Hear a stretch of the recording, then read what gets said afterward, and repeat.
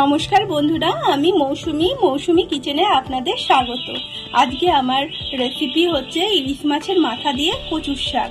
এটি বাঙালিদের একটা লোভনীয় রেসিপি। এটি গরম ভাতের সাথে খেতে খুব ভালো লাগে।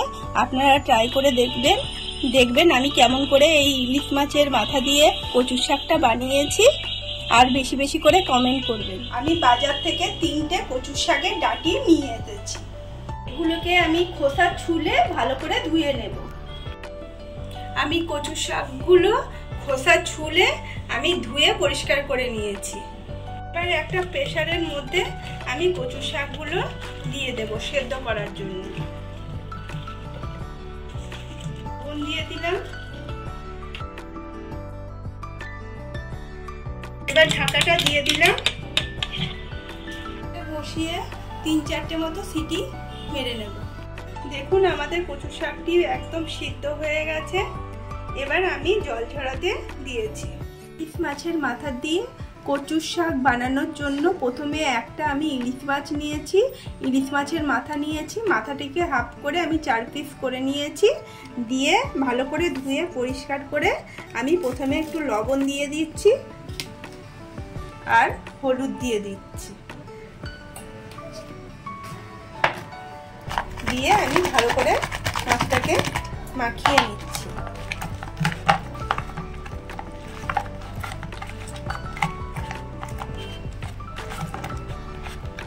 আর মাছটি মাখানো হয়ে গেছে।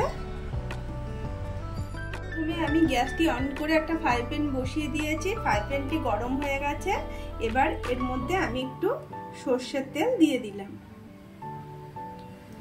তেলটা গরম হয়ে গেছে। এবার আমি ইলিশ মাছের মাথাগুলো দিয়ে দিচ্ছি।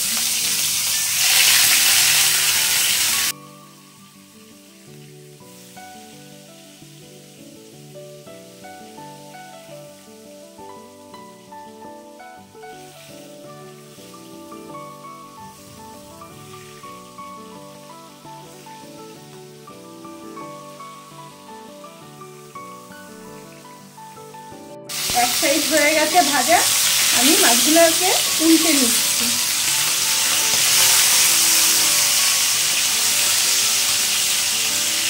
আমাদের মাছটি ভাজা হয়ে গেছে। এর চাইতে বেশি আমি ভাজবো না। এবার আমি তুলে নিচ্ছি না।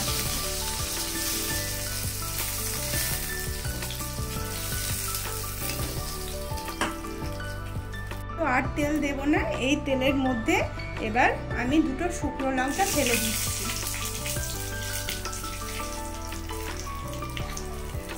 1 চামচ মতো কালো জিরে আমি এর মধ্যে দিয়ে দিলাম।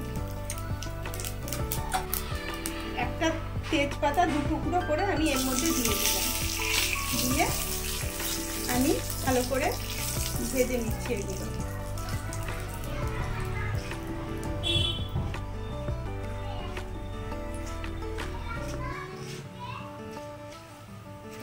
দেখুন লঙ্কাটা ভাজা হয়ে গেছে। এর মধ্যে আমি সেদ্ধ করে রাখা কচুর শাকগুলো দিয়ে দেব।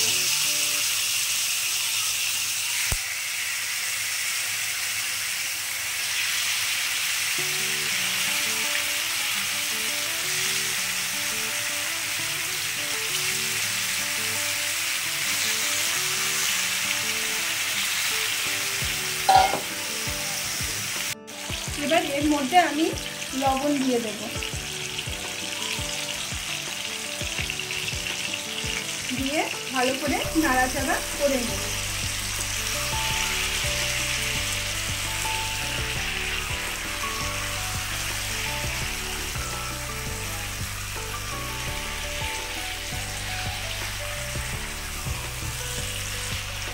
এরপর এর মধ্যে আমি একটু হলুদ দিয়ে দিলাম।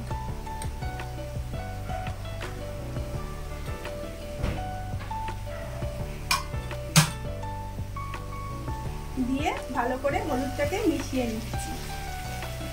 আমি খুন্তির সাহায্যে এগুলো মিক্সড করে নিচ্ছি। ভালো করে মিক্সড করে দিচ্ছি।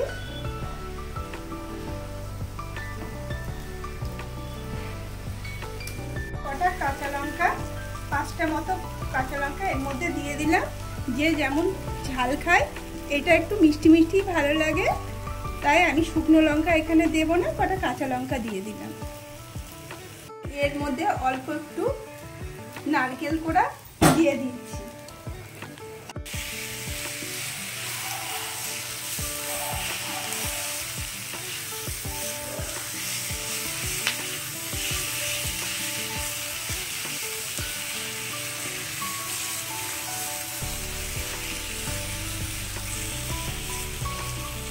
ইলিশ মাছের মাথাগুলো এর মধ্যে দিয়ে দিচ্ছি।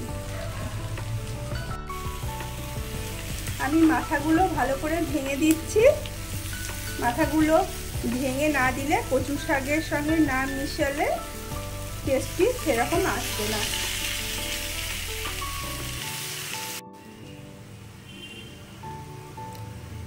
অনেকটা শুকিয়ে গেছে কচু শাকটা। এবার আমি এর মধ্যে একটু চিনি দিয়ে দিচ্ছি। চিনিটা আপনারা যে যেমন মিষ্টি পছন্দ করেন সেই অনুযায়ী চিনি দেবেন।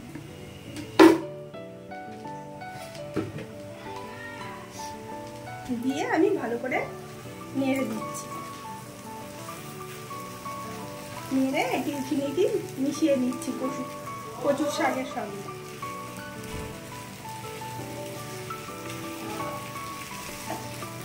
শাক একদম রেডি হয়ে গেছে, একদম শুকিয়ে গেছে, জল আর নেই। এবার এটাকে আমি সার্ভ করার জন্য আমি নামিয়ে নিচ্ছি। আমার এই রেসিপিটি আপনাদের যদি ভালো লেগে থাকে তাহলে বেশি বেশি করে লাইক ও সাবস্ক্রাইব করবেন, আমার চ্যানেলের পাশে থাকবেন। আপনারা ভালো থাকবেন, সুস্থ থাকবেন। তাহলে আসি।